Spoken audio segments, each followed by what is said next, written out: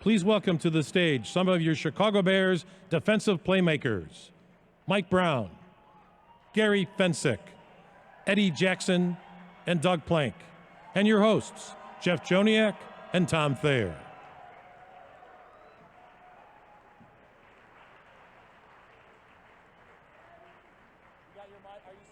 All right, guys. Doug, you can sit over here.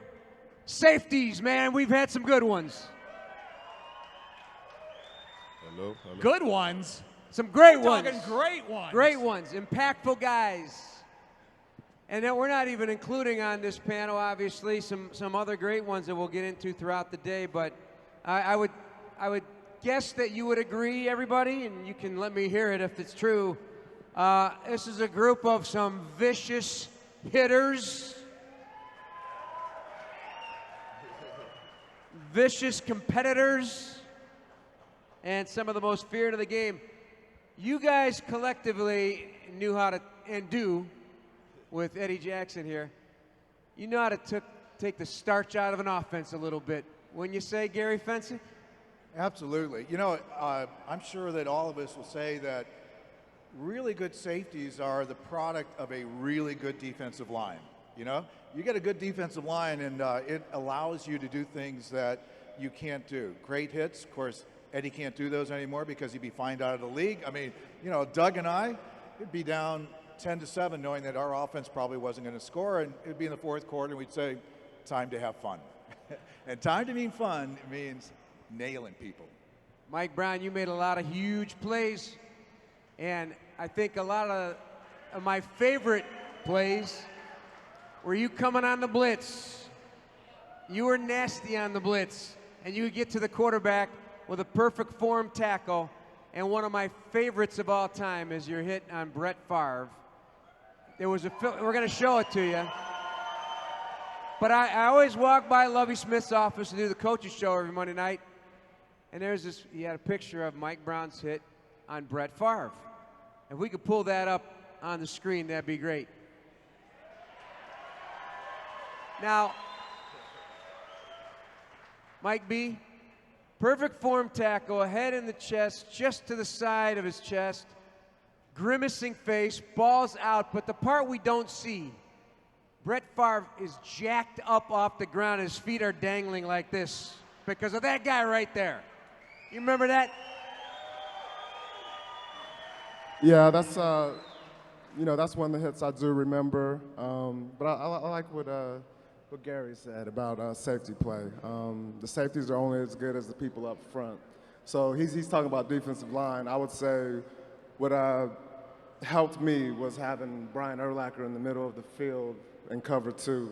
So I have a lot of respect and admiration for that dude because he made me better. So I want to give respect to that man too. Eddie Jackson, the same can be said for the 2018 Bears last year with that defensive front and all the big plays you guys were able to make back in the secondary. It turned, right? It turned for the defense. It made you guys were already good, but you guys are maturing as a unit. And the benefactor back there, I always feel you got to have a safety of significance to be a contender. Would you agree? Yeah, I most definitely agree. And I have to double back on what these guys said, man. When you have a great front seven in front of you, you know, guys like Khalil Mack, Akeem, Roquan, Danny, these guys that's flying to the ball and that's true competitors, that's going to make you get better and take your game to another level. And right now, man, we just reaching the peak. You know, we got more things to do. You know, hopefully bring back a Super Bowl this year. You know, back to Chicago. So. Doug, it looks like you're watching this you're watching this screen like you're doing some coaching in your mind. Hey, Plank. It looks like you're watching that screen like you're doing. You got to pay attention. Look, you're watching that like you're breaking down game film. I didn't have that many interceptions in my life. College, high school, junior high. You know, I love how football has changed. It's much more entertaining now. And it was entertaining when Gary and I played, but there was so much more just running and tackling. I mean, who isn't energized by watching Eddie grab that ball or Mike and some of the incredible returns those guys had. Wow.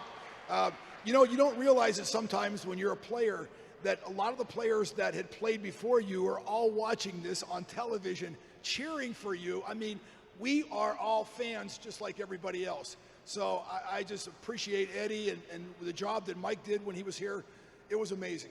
But you know, you talk about the Tampa cover 2, you talk about the 46 defense, the 4-3, or the 34 that you play today, a version of it.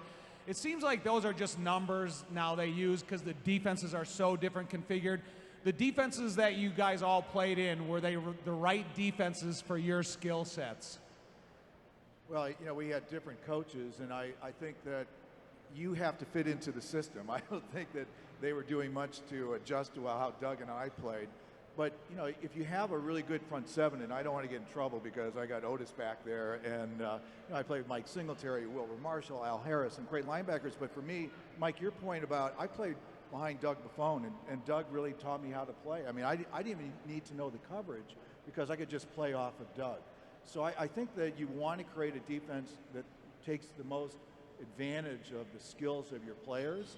But, you know, we were a 4-3, you know, consistently through my 12-year career. And I think, you know, to me, when I look back at, you know, we didn't have free agency. When you look back at that 85 team or the 84, 86, and you look at the number of first and second round draft choices that were on that team, I mean, it's amazing. Great credit to the scouting group for the Bears, both offensively, Tom, and defensively. You had a lot of talent.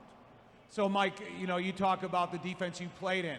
So, you know, go back in history of the 46 or go advance forward to the new version of the 34. Are your skill sets need to be developed differently, your instincts differently, or are you set for any defense? I would say the cover 2 that Lovey, and it was the system. So we practiced the system. So because there's only a certain amount of plays that beat cover 2. So we know the plays that teams are going to run to try to beat the cover 2. So we would just practice those plays daily. And it was more about effort than anything. Intensity. Yeah, I think as far as so skill set, I don't have skills, man. I don't have the skill set as most DBs have. I'm not as fast as guys. I'm short. You know, I'm not as heavy, but I played with a lot of heart, and I think that's one thing. That's one thing that I know helped my career, and I know that yeah, that we had players that would. I mean, I'm gonna take like Olin Kreutz to me, like he was the leader of the team. So his intensity and all that carried through the team. And then when Lovey came, he brought us a belief in a system. So it didn't matter who was playing, we believed in the system. And that's what made us play at a high level, I think. Eddie, you basically played for a pro team in college. You know, that system that system that you played in then and the supporting cast that you played with, now you bring it up to today. Your skill sets, is it built for this era? Could it transfer to other eras, or is it your skill set that is allowing you to contribute so quickly? Really, I feel like it starts with, you know, how much of the work you put in, you know, because like he said, he felt like he wasn't as fast or wasn't as big as a normal safety, and I felt that way coming out. You know, I was a light safety. You know, they said a lot of things about me, but when you go in there and you work hard, man, and you transition it to, you know, the film, and you take that from the film to on the field, and you put everything together with your teammates. And you know, Mike was a dog. You know, it's as simple as that. I watched his highlight tape before every game. You know, Coach Ed put that on there for a reason, just to show me, like, you know, the critic's going to say this, but you can always prove them wrong. So I feel like it's just the hard work you put in, that's what you're going to get out. Doug, kind of the same question for you, though, but you got such a reputation of hitting everybody, whether it's your own guy in the back or an offensive lineman coming to make a block downfield. How does, you know, and you're still heavily involved in football all around the landscape. Your skill sets as a young man, you know, and how do they fit into today? Tom, when I was very young, my mother used to drop me a lot as a baby. And I learned to like this feeling of hitting something very hard. And you know what? When I first got here, I don't say Dick Butkus had just left, but he was still synonymous with the Chicago Bears. And anybody watching Dick Butkus play, I wanted to be Dick Butkus playing free safety. One of the funniest things that I just saw was Mike Brown watching you lower your helmet to hit. You can't do that. Yeah, the rules certainly have changed, and it was last man standing when I played. But, you know, I think of all the things that you were talking about, Tom, as far as players and coaches were concerned. And I've been a coach for 10 years in the Arena League, in college, and in the NFL. And I still believe, and if there's any coaches out there, I put it on your shoulders. These men up here know how to play safety. But you know what? You have to give them the ability to make plays and not be tentative when they're going for the ball. Too many times in meeting rooms, I've seen coaches shame players in front of everyone else. And those coaches have a big part of the success of the Chicago Bears. That's why I'm all for Coach Nagy, everybody else he has on his staff, because I know they believe in these players right now, and they're going to let them go out and make plays.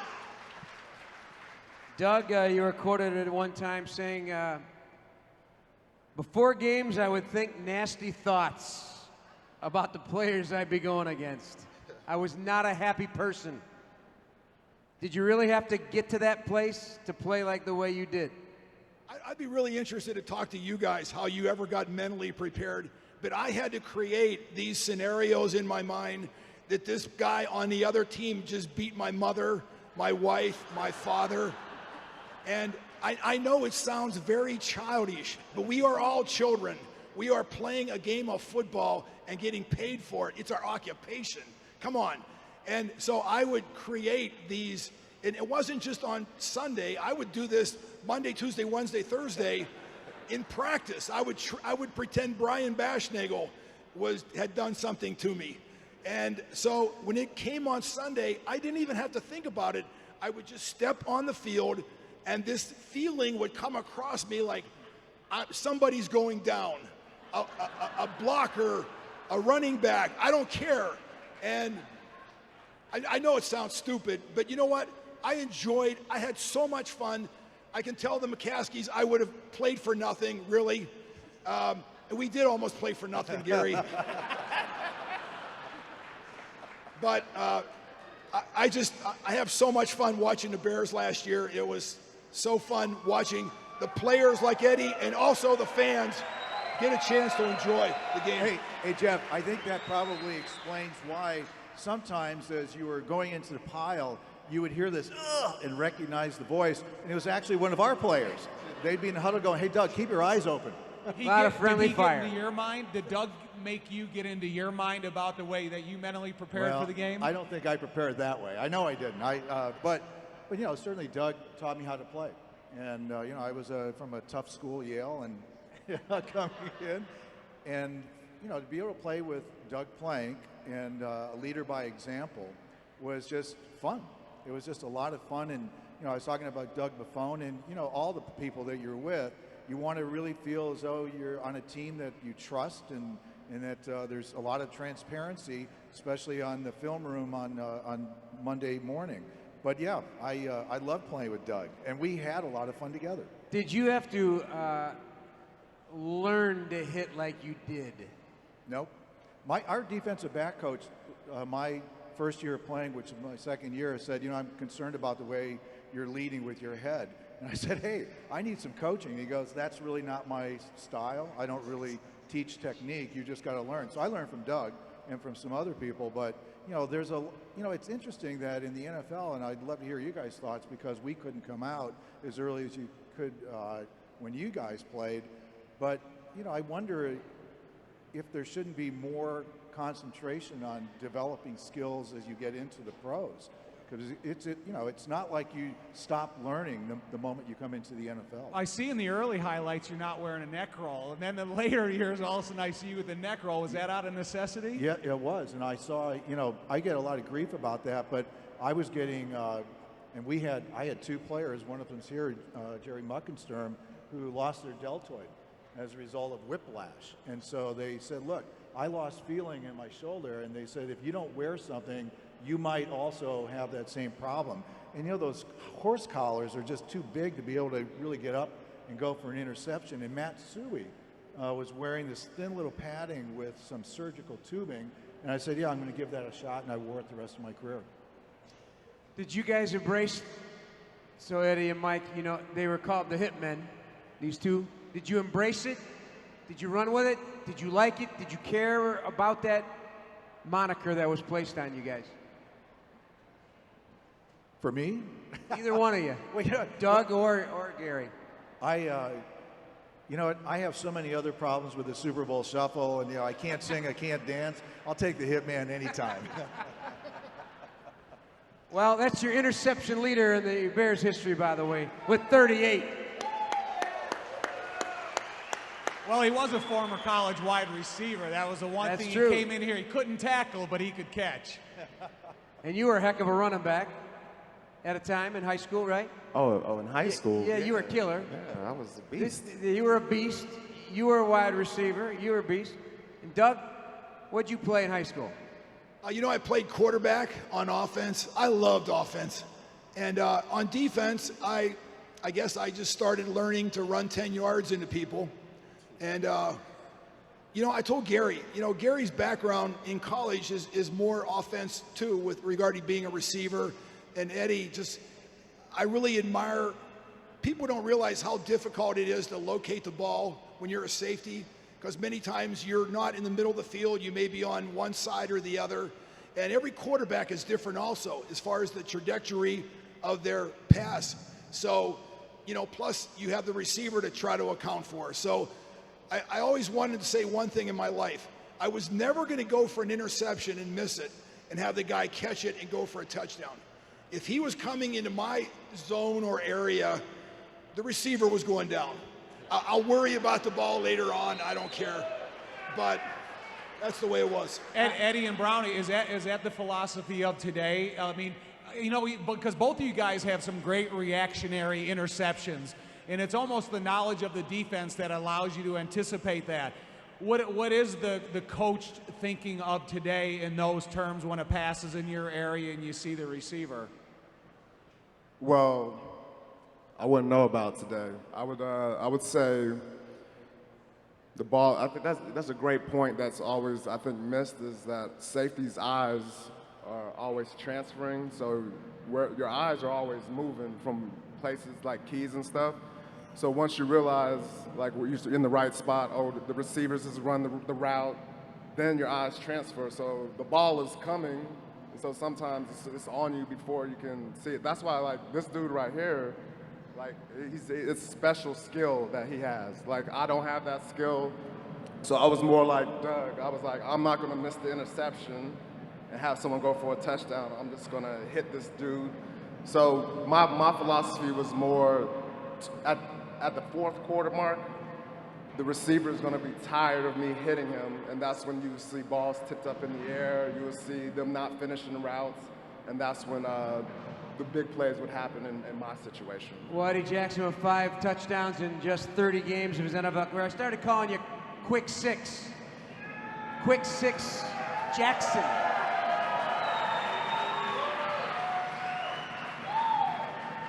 And we saw some of your highlights. But in 2001, a young Mike Brown had quite the back-to-back week. We all remember it, right? Here's one of them right here. Terrell Owens to Mike Brown to the house. First time that's happened. It's not happened since. Back-to-back weeks. Then the Cleveland Browns and San Francisco 49ers. Back-to-back pick sixes. In no way does that define your career, but it's certainly one of your highlights, Big Mike. Those are memorable. Yeah, those obviously are plays that are going to or my career, I guess you could say. Those are two plays that are always brought up. Those are two plays that I remember vividly.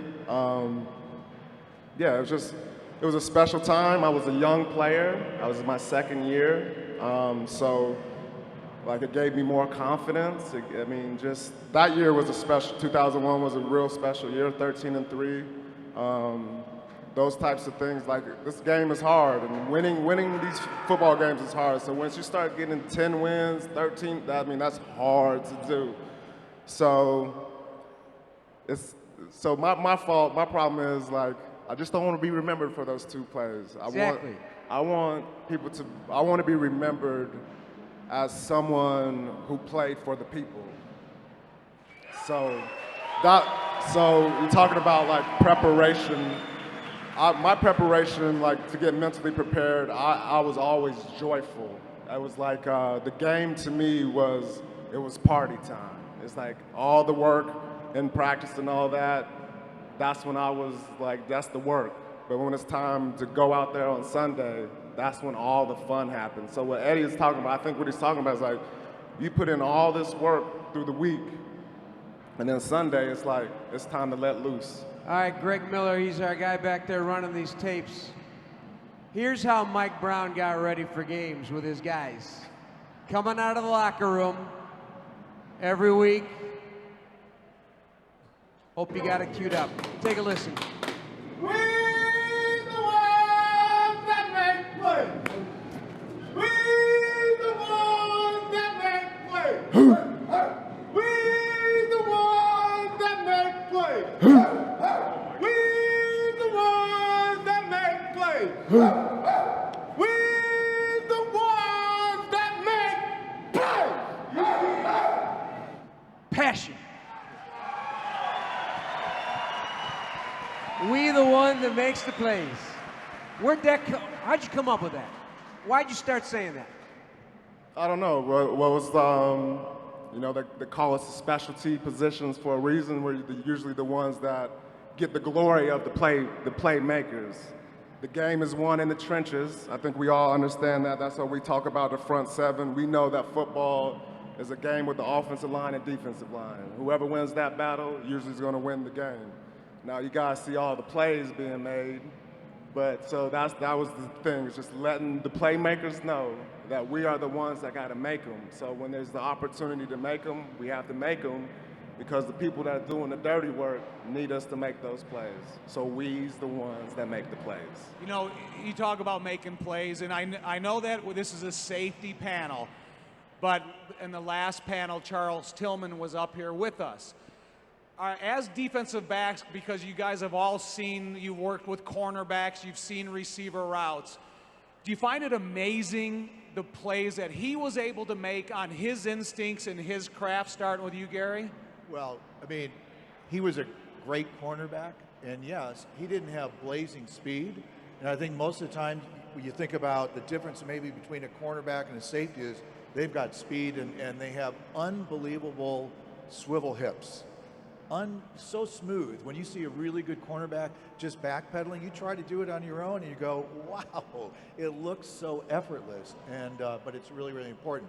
But with Charles Tillman, my gosh, that tomahawk, you know, stealing the ball, and the whole NFL started doing it. You know, I think sometimes people forget that should be the second person, not the first person stripping. The first person should kind of slow the guy down or get the tackle, then somebody comes in for the strip. But, you know, he had, you know, both skills, the ability to cover and really to rip that ball out of the receiver. Mike? Yeah, I would say Peanut, the thing that stands out to me is like his hips were amazing. Like the way he could turn his hips, like those. See, Eddie has the hips. His lower body's like a corner, but he's a safety. So that's what makes him special. His skill set is corner, but he's safety. You know what I'm saying? But you know he does all the good things. That's why he's like this dude right here. I'm telling you. But with Peanut though, he was also physical, like a really physical corner. He tackled, and like he was the Randy Moss killer. That's what we really got him for, to kill Randy Moss. So he'd get up, Randy Moss on the line of scrimmage, he'd take Randy Moss out of the game. So his skill set is one where he's real physical at the line. He's really super strong. His hands are strong. He's faster than most people think, but he's super smart. And me and him had a great connection. Like we could communicate to each other with eyes, so we could basically switch coverages, like with me and him, like where he's gonna line up.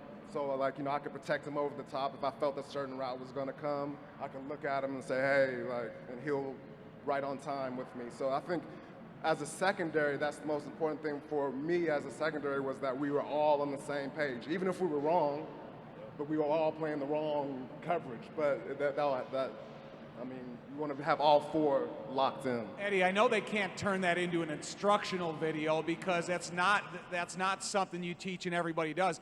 But do you guys watch a highlight type of that as young players just to get yourself in the mindset of what can be accomplished in an anticipation or tackling ability? Peanut, what he did was very rare. We do drills on him to trying to do it, man. It's hard. It's not nothing you can just go out there one day you work on, or a week, and go out there and perfect it on Sunday.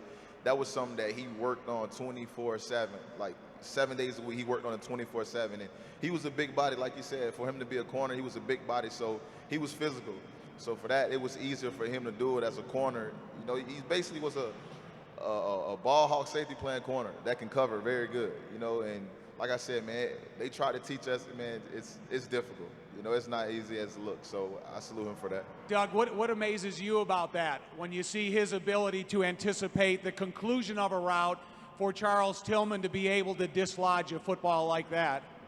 One thing I didn't realize at first, I never really paid much attention to where receivers or running backs held the ball, but I understand he did, and he would think about plays, because this is what happens in a game. You try to imagine what's going to happen during the game, Monday, Tuesday, Wednesday, Thursday, Friday, Saturday, and then the game comes and it feels like you're having a dream, like you've already done this because you've dreamed about it all week. And I think that he did such a masterful job of identifying each and every receiver and ball carrier and how they held the ball, and he knew how to attack it. He did it in some incredible fashion. He just knew right where the ball was going to be. He knew the changes the runners and receivers were going to make in the open field, and he totally anticipated it. And there's been never anybody like him or after. So I give him all the credit in the world. Doug, your story is unique, really, in NFL circles, because you'd have to go back and research and think about it if you're not familiar with his story. But you didn't start at Ohio State. You were not a college football starter. Late round pick for the Bears, and didn't ever play free safety. But you lied to the coaches and told them you did. That's how you got on the field. And look at what happened. You know what? In life, sometimes we could all say this. There's only one chance, one opportunity to do something. When I got drafted by the Bears, I'm sitting on the bench at Ohio State. For 3 years, I got hurt the very first day I was there, tore 2 ligaments, had surgery my freshman year, and I was behind a first-round draft pick. I didn't know it, Tim Fox, who played 12 years in the NFL, and I couldn't do things he could do. He could get an interception and jump up in flight and do a complete flip and land on his feet. I'm sorry, I never could do that. I never was going to be able to do that. So I waited for my day. And our coach always said, be ready for your opportunity. Don't wait for your opportunity. And it came against Northwestern in Evanston, and Tim got hurt the first play of the game. And I had the game of my life against Northwestern. I had 2 interceptions, 3 forced fumbles, and I made every kickoff tackle. So Vince Tobin, a scout for the Bears, said, who in the heck is this guy? And I was lucky I had my one flash game. I was back on the bench the next week, and I get drafted in the 12th round by the Chicago Bears. And you're right, Jeff, their free safety, Gary Lau, was injured in preseason, and Jack Pardee, our coach, asked us, do any of you guys know how to play free safety? I put my hand up. I had never played free safety in my life. I'm in between practices. I'm watching film. What does a free safety do? And I couldn't figure it out, so I just figured it out for myself. I'm going to line up at 12 yards. I'm going to watch the guard and the two centers, and if they come across the line of scrimmage, all hell is going to break loose. I am going to tag somebody. That was it. That's a summation of my 8-year career. And Gary, the man's beloved in this town. Beloved.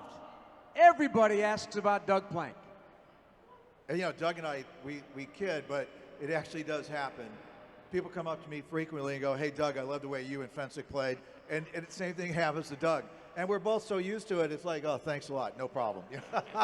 But, I mean, it was great. I mean, we were pretty, inseparable and had a lot of fun. And I knew that if I was playing strong safety when Doug was playing free, that if I was going out wide and they had the sideline, that running back was never going to cut back because they knew Doug Plank was coming.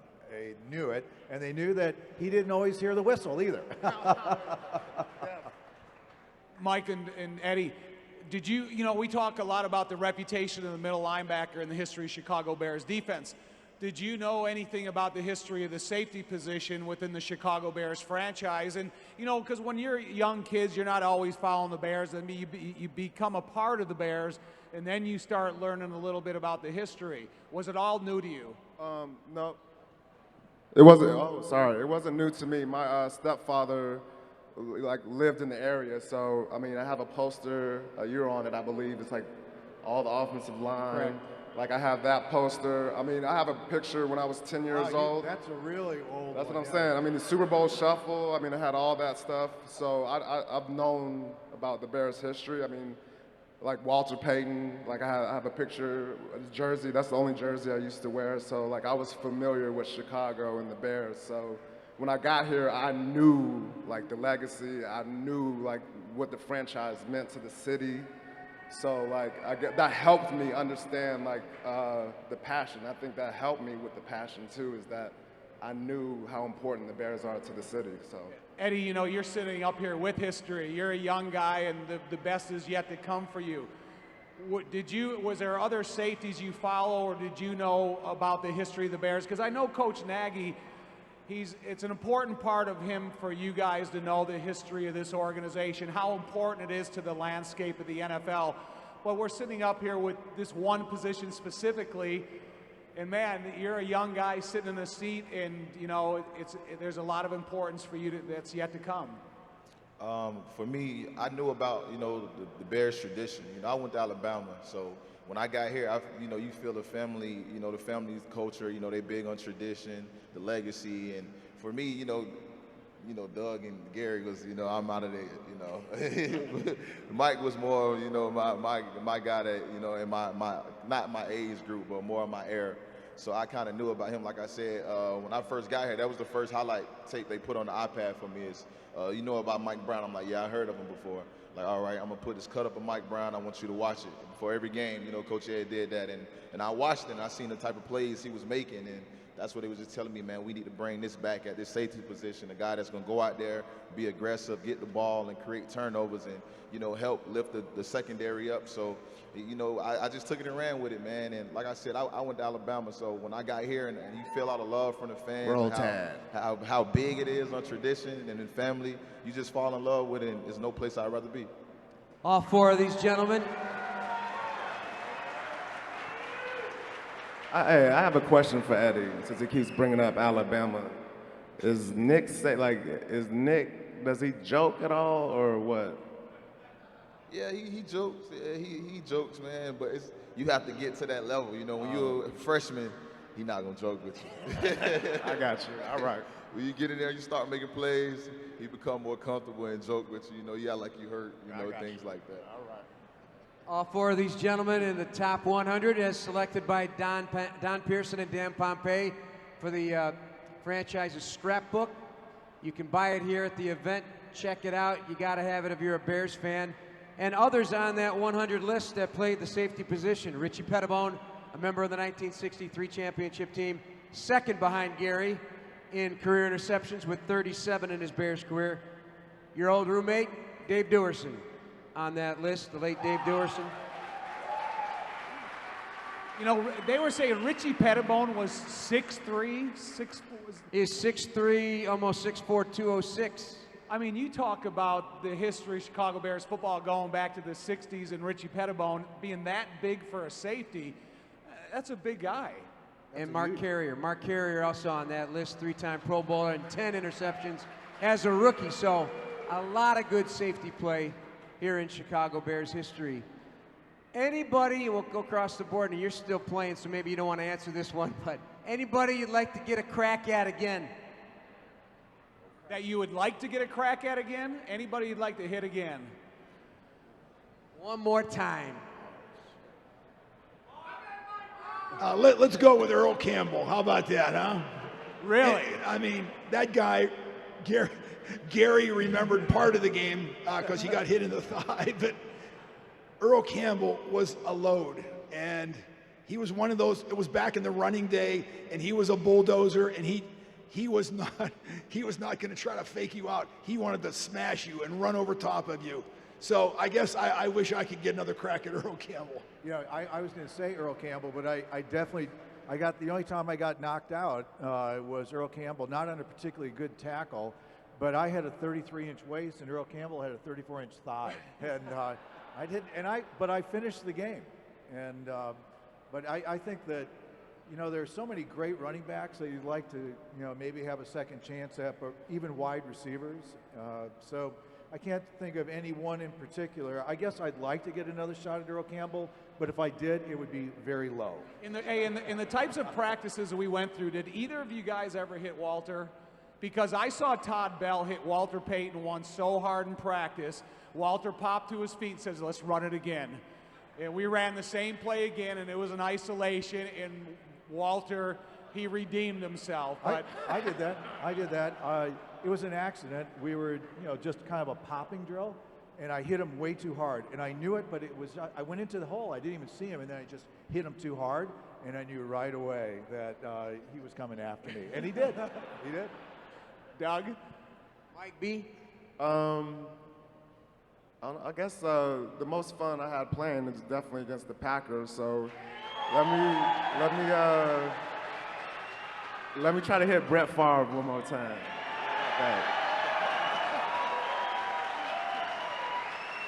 And in that still shot, he said, "Look at the expression on his face." That wasn't an expression. That was the air leaving his body at a really rapid rate. It was pretty good. The next game when we saw them, he was out there, and he's like, "You got me pretty good." He's like, "You broke my rib," and I was like, "You're welcome." Oh, you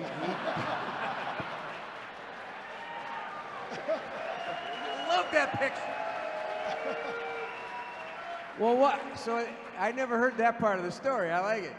All right, I've heard the story. He's told it on the radio, but if you haven't heard this story, this is a beauty from Doug Plank.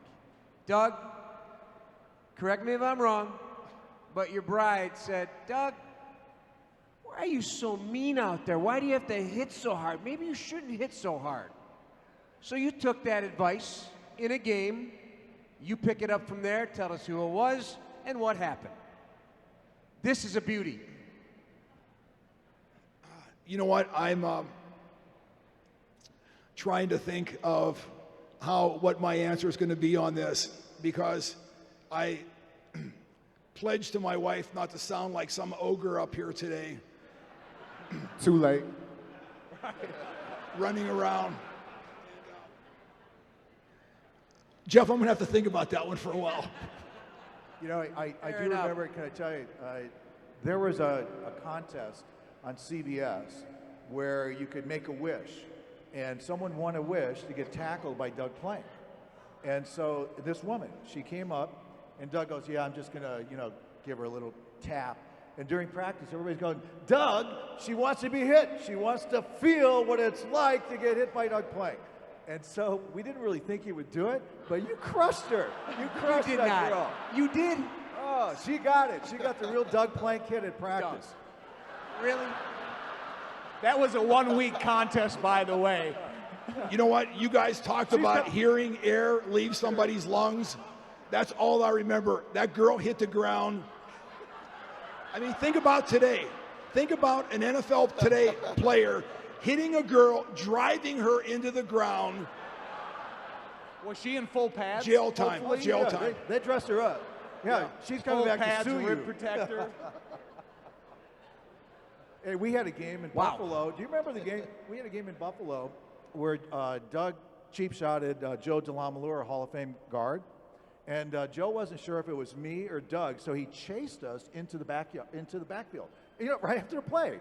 And you only have like 30 seconds, so we go back in, and now he doesn't know if it's me or him, and he beats the hell out of Jim Osborne the rest of the game, who's yelling at Doug, going, "Hit your own friends, hit your own people," you know. All right, Gary, you won a Super Bowl.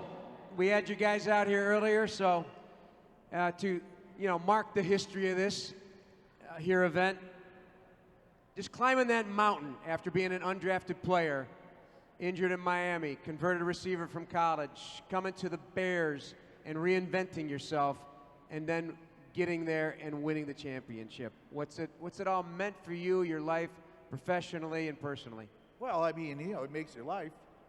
That was really a progression. And Doug and I, at 77, we were a wild card, and the next year you don't make it, and then we get back as a wild card, and we don't get back the next year, and you're just not making the progress. And it's an hourglass. You don't know how many years you're going to have, but you certainly don't think you're going to play a decade.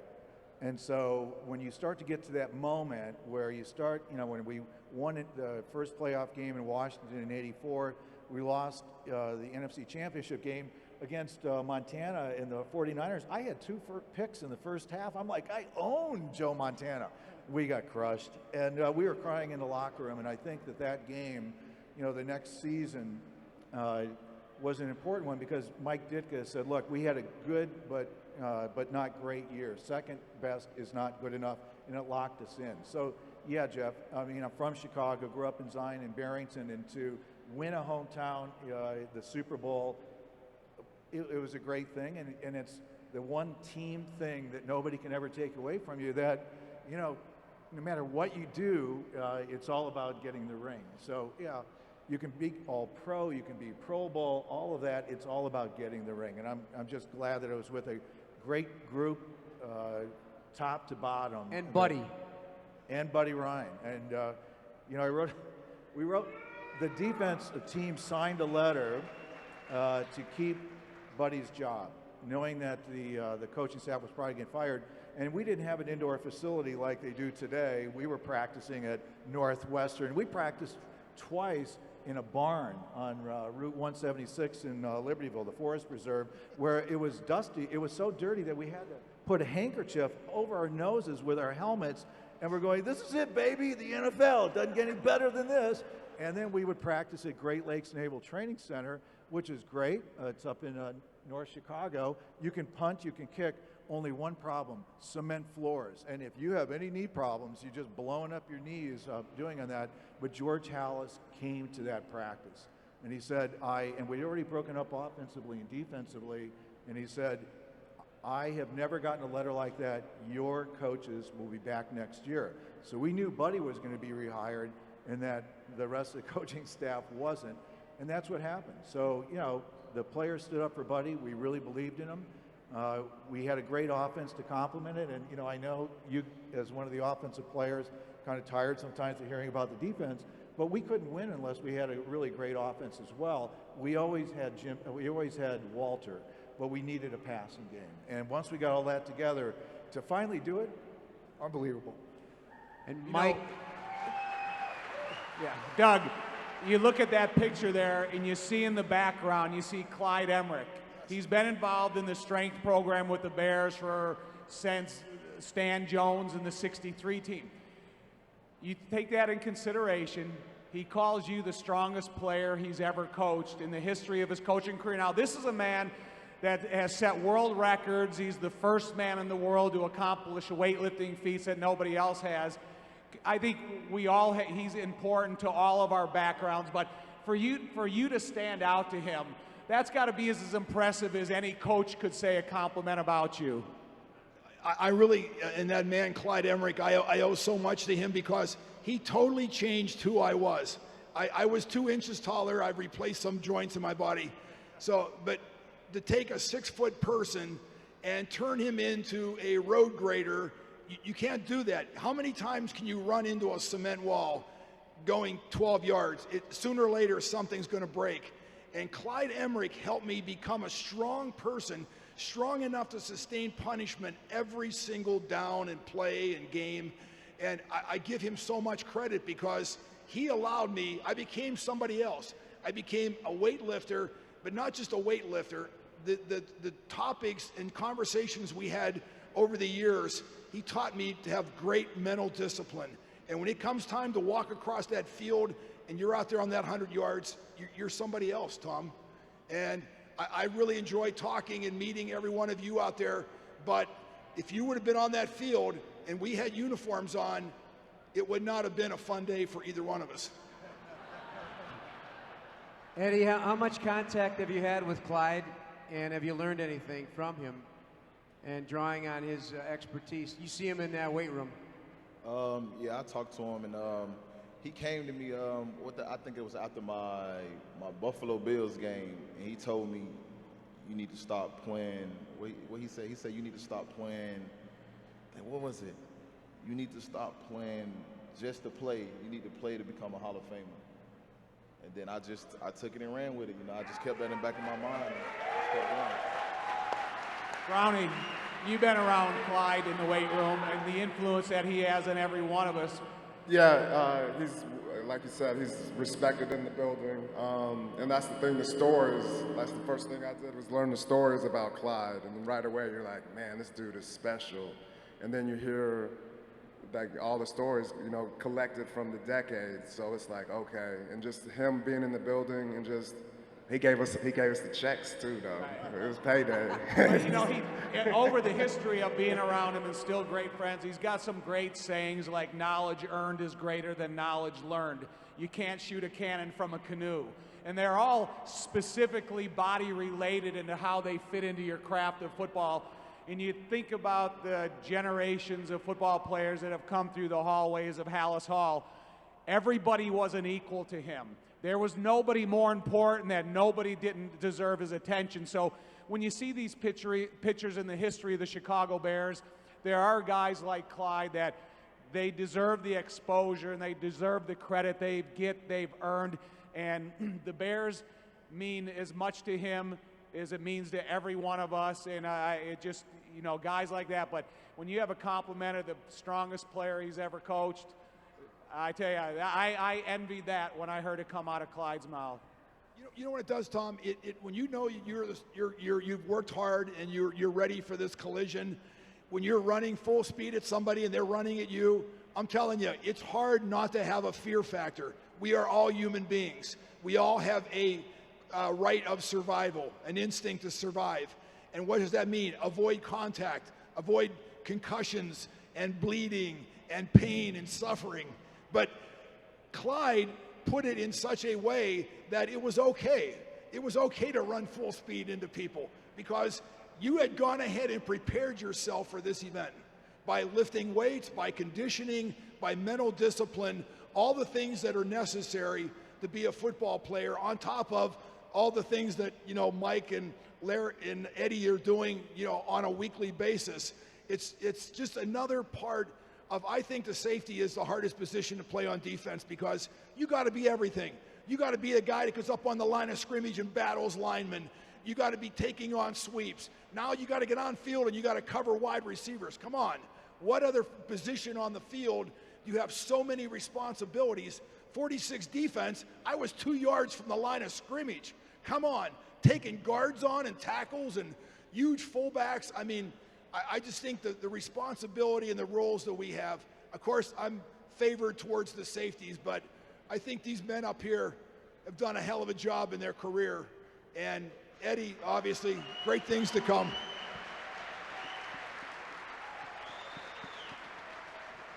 Mike B., you said 2001 was special, 2005 was pretty darn good too, but 2006 You guys made it. I know it's one of the hardest things you've ever had to go through, not being on that field that day.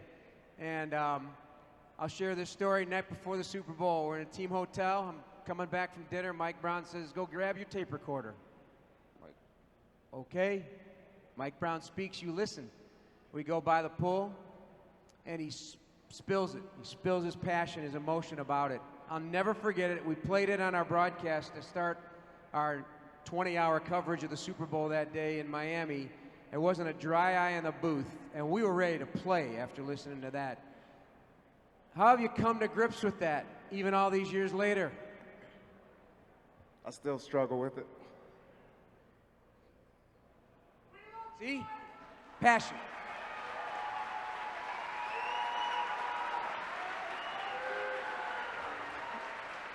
Like you said, you play for the chip, man. You play for the ring. You play for the ring, and our team made it, and I couldn't be out there. It's the game. It's the one sport. It's the one game. It's one game for a championship. It's not a series.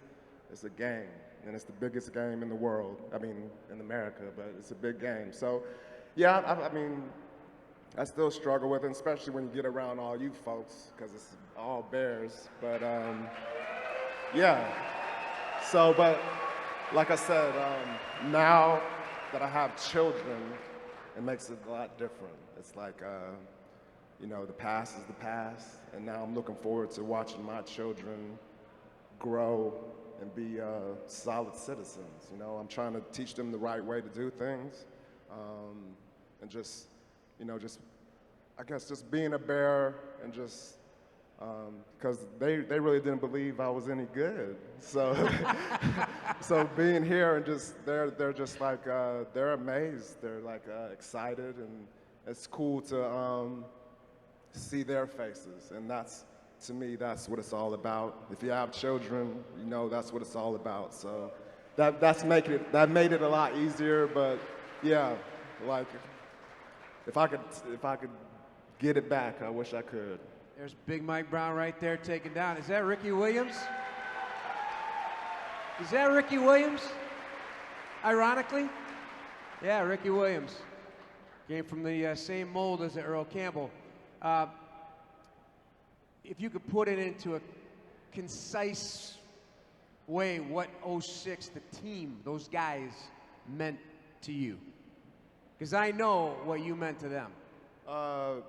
I mean, if you're just ever around us when we get back together, you just see like it's different. It's hard to explain if you're not a part of it. So it's hard to when you're part of a special team, especially in football, because the rosters change so much. So from year to year, your best friend in the world could be shipped across, you know, the nation, and then you have to go play against them and stuff like that. So once you get locked into a team like that really cared about each other, that was the coolest thing. The teams that were really good, those were the teams that like we'd go to barbecues together. I mean, Brian Urlacher would have the whole team play paintball at his house. You know what I'm saying? It's amazing. Like you don't, like everybody's out here in paintball, you know what I'm saying? So just, that is the thing that I remember the most, is like we just loved on each other, man. Like we really did love each other. So that's the thing I miss the most about it, is because we don't get to do that anymore. Like that locker room stuff, that stuff is life-changing. And you meet friends for life, you know, brothers from other mothers, that type of stuff. So that's the thing that's special coming back to these things. Eddie, so we've heard Matt Nagy say a lot about this year, chasing great. You know, you've had a chance to meet a lot of superstars that have come and gone with the Chicago Bears. You hear the passion of Mike Brown. Is it relatable now to what chasing great is all about, when it's more than a phrase, but you guys are on the cusp and the opportunity to chase what great is all about? Most definitely. Like I said, especially, you know, when you learn about the tradition and the legacy that the Chicago Bears and the whole city of Chicago has behind, you know, the football team and the passion of everything. And like he said, man, it starts with us in the locker room. We do the same thing, you know, barbecues. We'll eat every Thursday, have a deepest dinner at Akeem's house, or Mac will invite everybody over at his house. Or like last night, everybody went out, you know, we took the rookies out. And I feel like that's where it starts. You know, when you're willing to go to war with one another, man, and, you know, fight for the man next to you, it's hard. It's hard to lose. And right now, what Coach Nagy has created in our locker room is something special. You know, you really don't see it in many NFL locker rooms. Even when guys come to Chicago from different teams, they say like, man, listen, y'all having fun over here. It's different. Even with OTAs, everyone's showing up to OTAs. Even guys say 70%, 80% of the team they was at, guys was there. So for us, it's just, we chasing it right now. You know, we really chasing it. We're not just saying it, we really doing it. Now look how much fun you're having right there. That's a part of it, right? Oh yeah, most definitely. That's a part of it right there. Most definitely. That's exactly what Mike Brown's talking about. You guys are living it right now. And it's fun to watch for everybody. Doug, you didn't have as much success as a team during that time, but did you have that camaraderie? You know what? I can't remember us doing that dance ever. No, hey, you guys got it. I'm serious. We couldn't even think about trying to put on a presentation like this. I mean, dancing wasn't that cool back in the 70s. And I love this stuff. And, you know, everybody's talked about it here, about that little bit of extra energy and camaraderie. I'm telling you, as a player and as a coach, it goes so far. And I don't want to keep getting back to complaining about the coaches. They might not be here. But man, they got a huge responsibility in this deal. The players can't do it by themselves. It has to come from up above to say, you know what, I talked before about coaches allowing players to go make plays. And it's the same thing true off the field. You got to let players be who they are, have the camaraderie. I don't know of any championship team I've ever been on, Eddie. Maybe you might differ in Alabama. But you know what? Everybody loves each other. They care for each other. I never cried so much in my life as when I came to the Chicago Bears. I mean, just being around winning games and players, and not just you being happy for yourself, being happy for somebody else, to the point where you're absolutely crying at the end of the game because somebody else made an interception, went for a touchdown, or Walter Payton made some incredible run. That's what it takes. That's what camaraderie is. And I truly believe this organization is very close to that. Gary, so we, you know, Alabama, Ohio State, Nebraska, Yale. I mean, but that Notre Dame. How did that message transfer from the difference of Yale to the NFL, and you learned about the camaraderie, the commitment, the teamwork? How long did that message take to set into you? Well, you know, Tom, I had a great experience at Yale, and you know, it wasn't D1, D1A, but it was still great football.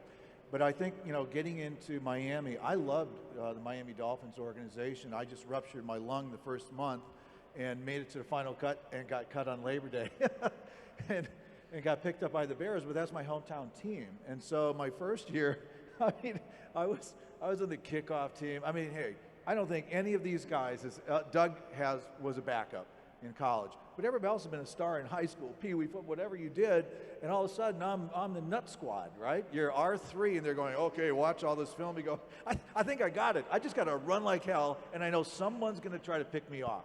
But, you know, as you kind of earn your way, and this is the big difference between, you know, is the age difference, is that you've got guys who are like 30 years old or have been in the league for 12 years, and so you get acclimated in something that's very different than you've ever experienced before.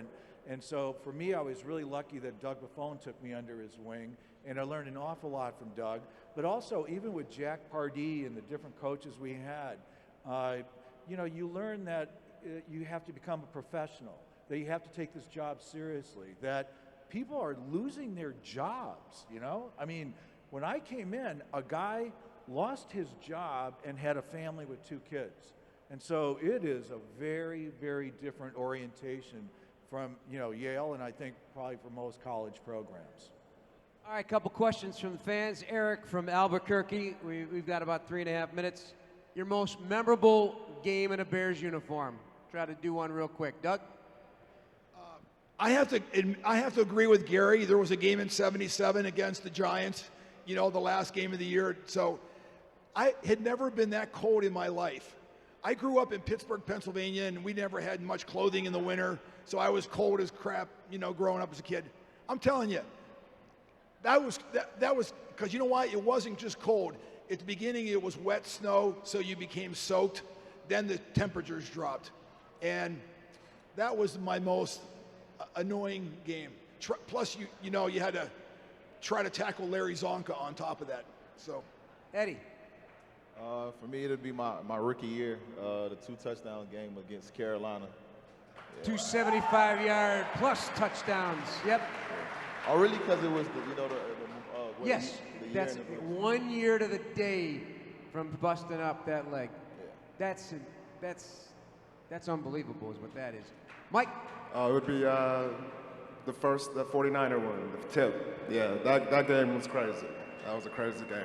Jeff Garcia. Jeff, there's no way I'm not going to say the Super Bowl, but, you know, other than the Super Bowl, it was the NFC Championship game against the Rams at home. And when Wilbur picked up that fumble and it started snowing, I'm chasing him, but you're going, we're going to the Super Bowl. Tom, how about you? It's kind of a memory that's always haunted me. The first game I got to start for the Chicago Bears was the fourth game of my first year at the Bears. We were beating the Washington Redskins by 40 points. I got a holding call in the fourth quarter, and Ditka pulled me. And it kind of made me understand the seriousness of what we were all trying to accomplish. You couldn't take one play off or be relaxed. And the guy that I was playing against, Dave Butts, didn't have any tackles in the game, but it was more of what Coach Ditka wanted us to realize the importance of what we are doing. And it's haunted me, but it's rewarded me in my whole life because I went on to have no holding calls for the next 3 years. So it helped me. And then lastly, Ashley from Des Moines wants to know what it's like when that Soldier Field's rocking on third down, game on the line. Memories, what's it feel like from the fans? Well, I'll tell you, I like it nice and chilly. The breeze is coming, you know what I'm saying, off that lake. You feel the chill. It's a close game, right? It's third. What we gonna do, fellas? Crowd, let's go, right? Crowd gets into it, and it does give you, like, it's weird. It gives you a little extra energy, man. Like, I don't care how tired you are. It reminds you, like, what it's about, because the people, they want it too. So you got the whole building wanting it. It adds to the wanting factor. So I enjoyed getting it up, man. Let's go, get that place rocking. It does help the team. It does, really. Yeah, I have to agree with Mike, man. Out there, third down, especially this year, it was the craziest we ever seen it, and we love it. Like for the defense, especially when we out there, just keep that energy coming. You know, don't lose that. We need that every week, especially week 1 against Green Bay. You know, we need that. We need it.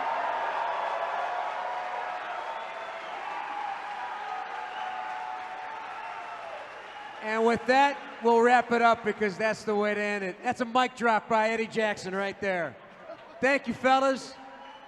4 of the greatest safeties in Bears history here today. Thank you.